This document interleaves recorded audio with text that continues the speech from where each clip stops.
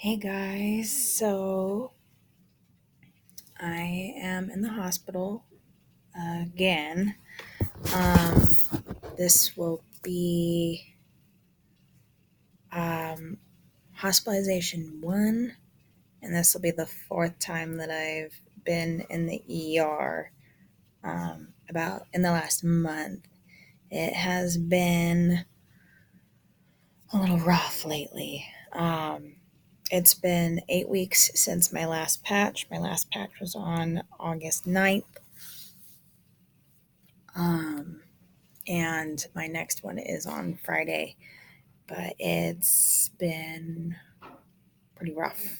Um, my pain level this time has just been astronomically bad. I've had, the pain in my neck and the pain in between my shoulder blades, which is typical leaker. But I have also had a lot of inflammation and nerve pain down my back, and it seems to almost pull in my lower back. So it hurts down my arms, down my legs, and I've kind of told everyone I kind of feel like a boiled octopus, where all the limbs curl in. Um, but I had my first POTS episode since January. I went 10 months without a POTS episode, which is a complete record for me. Um, but I jinxed myself by telling my aunt that it had been 10 months since my last POTS episode, and here I am. But I was in class and I had been feeling bad all day, and I pretty much told the person sitting next to me that I was going to pass out. And so I laid down, I put my feet up on a chair, and then kind of had my episode. And so the ambulance came and got me and took me to the ER.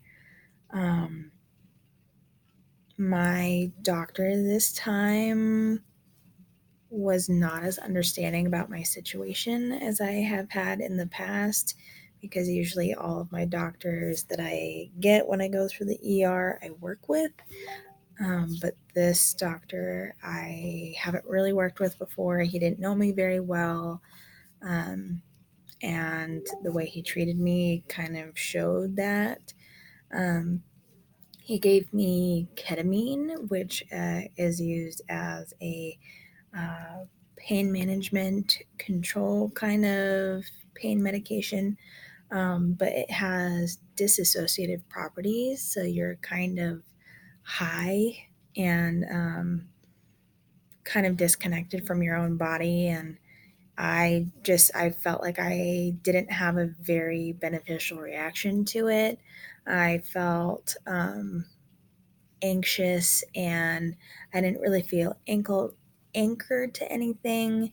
And I felt kind of stupid. And because I wasn't really mentally there, I wasn't able to really handle the pain as well as I would otherwise, just because I wasn't mentally with it enough to really handle the pain.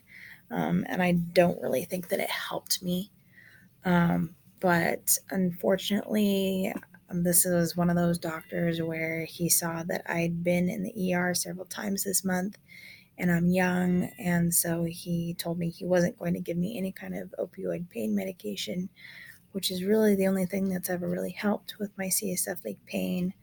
And so we continued with fluid and caffeine, because caffeine can help increase your CSF production, and the fluid can kind of help with that as well.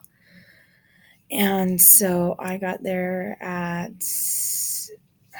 probably 7:30 last night, and pretty much told the doctor, okay, like if we're not going to handle my pain with pain medication, then we need to deal with my fluids and deal with the caffeine problem. And so I told him, if this is the way that you're wanting to go, fine, but I'm in an extreme amount of pain and you can't send me home like this. So they admitted me probably around 4 this morning. I haven't had any sleep at all. I think maybe I've had a minute here, a minute there, but I haven't really slept. It's now almost 11 in the morning the next day. And so they're going to do a little bit of follow up testing. They're continuing to give me caffeine and fluids. But that's kind of where we're at. I know I haven't really been updating because I've been trying to go to school and work, but it's just been really hectic. And I've had issues. My FMLA is about to end, and so I'm scrambling to get the paperwork in order to keep my FMLA current so that I can do this patch and not have to worry about losing my job. But that's kind of where I'm at. And I wish I had better news for you guys, and I wish I had time to create some more in-depth videos. But just the way my health has been, I just haven't had the energy or the emotional wherewithal to really do videos lately. But I wanted to give you guys an update.